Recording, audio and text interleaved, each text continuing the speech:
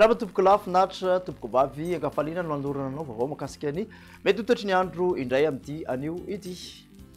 Ao anatin'izay ary dia tsara manamarika araky ny sary hitantsika amin'ny zana-bolana no anomboantsika n'izay vaovao makasika ny toetry ny andro izay misy an'ity raombaratra azy hitantsika ato avaratra andrefany nosy ity amin'ny ankapobeny dia somary manatina ny morontsiraka avaratra andrefany izy raha hoan'ny amin'ity anio ity sy ny rapitso vokatra izay dia misy araka izany ny fampitandremana makasika ny abetsahan'ny rotsakorana ho an'ny anio manakera ho an'ny anio ka hatramin'ny rapitso ihany koa amin'iny faratravaratra andrefany nosy iny zany mety anodidina ny 80 ka hatramin'ny 100 milimetatra ny abetsaka rotsakorana ao anatin'ny ray andro.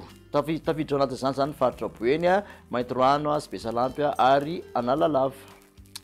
Raha makasika ny andrafitra ny mety toetry ny andro amin'ny ankapobeny kosa no resahana dia manakera aloha ny taloha raha hoan'ny rapitso sy raha fakapitso manokana vokatry ny fisin'itya efa nilazaintsika teo raha ambaratra ty ihany aorian'izay kosa zany hoe sabotsy dia somary lasa amin'ny ankapobeny io rambaratra ho an'ny faritra maro manerana ny nosy. Jerentsika ny atsipiriany makasika n'izay vaovao izay ho an'ny aty amin'ny rapitso maraina dia mandrahona ny afovoantany misy aniny orambaratra iny zany morontsiraky ny faritra Sofia sy Boeny ary aty amin'ny faritra Melaky aty ny ankoatr'izay kosa dia ifandibony rahona sy ny masoandro. Tolakandro kosa indray dia ahitana orana tandrifin-drahona mety harankotroko avokoa ny faritra maro manderana ny nosy ankoatrany aty amin'ny morontsiraka afovoany andrefan'ny nosy sy aty amin'ny morontsiraka avaratra andrefan'ny nosy. Raha makasika ny tombatombana makasika ny maripana indray dia manodidina ny 520 ka hatramin'ny 720 degré celsius mafana indrindra raha aty amin'ny afovoantany. Morontsiraka atsinanana dia 230 ka hatramin'ny 430 degré celsius, 30 ka hatramin'ny 430 ny morontsiraka andrefan'ny nosy aty amin'ny terony avaratra aty no mafana indrindra 530 degré celsius sy Antsohihy. Toeantsika izay toetry ny andro izay ho an'ny zoma dia somary ato amin'ny afovoantany no ahitana orana tandrifin-drahona izay mety harankotroko mitohy aty amin'ny atsimo sy atsimo atsinanan'ny nosy ary aty amin'ny faritra Sofia sy Dianany. Ankoatr'izay kosa aloha dia saika ho maina amin'ny ankapobeny tandrifin-drahona miserana aty amin'ny faritra Melaky.